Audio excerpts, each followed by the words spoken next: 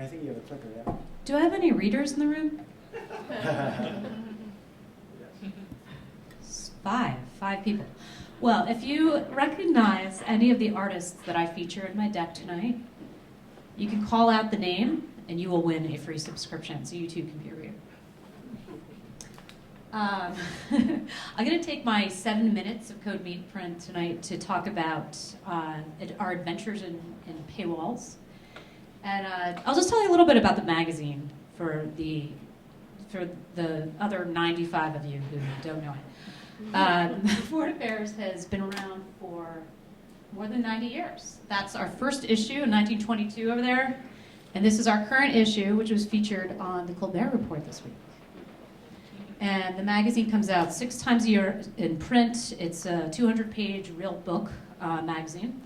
And we come out every day on foreignaffairs.com. It's a long-form magazine, but we're really expanding into video, infographics, maps, shorter length content, which will go into greater breadth when we relaunch in September, as Glenn mentioned. The business model. So we have an advantage because we've never had to retrain our readers to pay for our content. We've been a niche premium product for a long time, and we have had a paywall for 10 years, actually. As you see here, 72% of revenue last year was made up of paid content, and that's subscriptions, e-reader business, although that's subsiding a little bit, the Kindles and Nooks, and iPad subscriptions, and Newsstand, which is at 13% of revenue. But that business model is changing. Anybody know who this artist is? Mm-hmm. That's Bondi Beach in Sydney. It's a real installation. This is a sad picture of the newsstand business, but just like everyone else, we're just going to see our circulation threatened by falling newsstand. We've done things to raise our price and keep profitability. So that's one issue for us. Another is an aging audience. So we have a really, really strong print business still, but that's going to change. So what are we going to do about it? As Glenn talked about, digital advertising, the money is not really there for us, but we're looking to build bigger integrated sponsorship deals that really leverage our audience, which is just a bananas demographic. People, really, really distinctive content that is not like any other magazine, looking to extend the brand, namely into events, which we've started already, and basically consist of conferences and panel discussions and things. But paid content will always be central to us, and we're looking for ways to innovate there to more of a membership model and grow internationally, which we could talk about more in Q&A if you're interested. So let's focus more on this. Paid content today. We are 37% of our new business in paid content comes from online. I'd like to see that grow and be bigger because it's obviously high margin, it's low acquisition cost, you get your subscribers into auto-renew, which is essential, of course. And we see it grow every year, but we can do better. As you see, 20% about of the orders that are new come from email marketing, and that's rising too. So one of the things we worked on with Glenn was talking about how to widen the sales funnel to get more people into our universe and direct customers, or at least have a direct relationship with us to convert them. And we learned that we had to change our paywall. What did we want to do? We wanted to make our Byzantine rules, which were rules that even we didn't understand at the magazine sometimes, which were print was behind a paywall and web content wasn't. We had a moving wall, and when it was on the homepage it was free, and then when it wasn't, it was just, nobody could understand it. It was unfair to our users.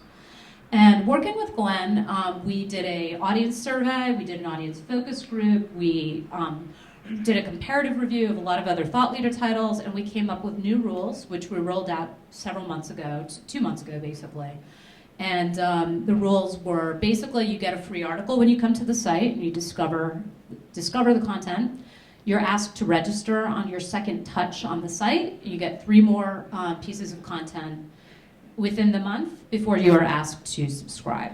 That's the short version. And we've made the registration process a lot easier so that you can kind of easy pass your way in. And those are examples of the kickers, on the site to tell the user how it works.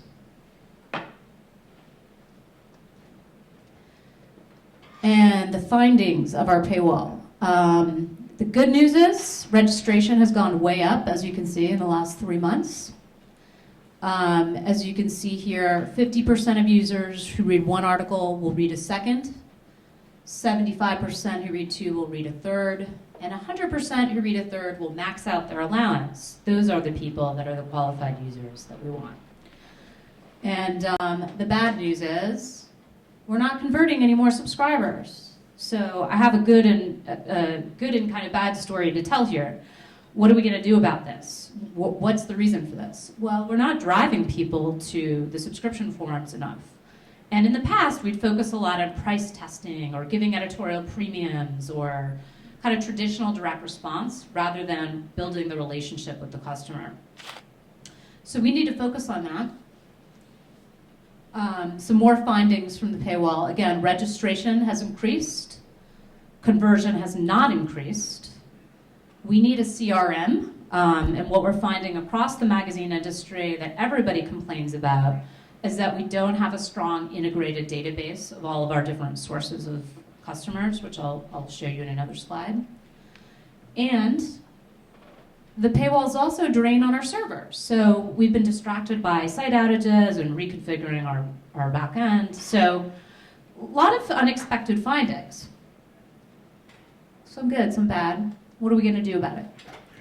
We're going to test. We really want to develop a more iterative approach to the paywall. And one of the first things that we're testing is going to be just more overt promotion on the site to telegraph to users that this product is for sale. And we've been far too subtle in the way we've communicated. And so it's not a surprise that we haven't actually driven more people to our subscription pages. So that's an example. Obviously, there's many other tests we can do and all kinds of permutations of the different volume of content that you're able to get and how we promote to you once you have come into the sales funnel, so to speak.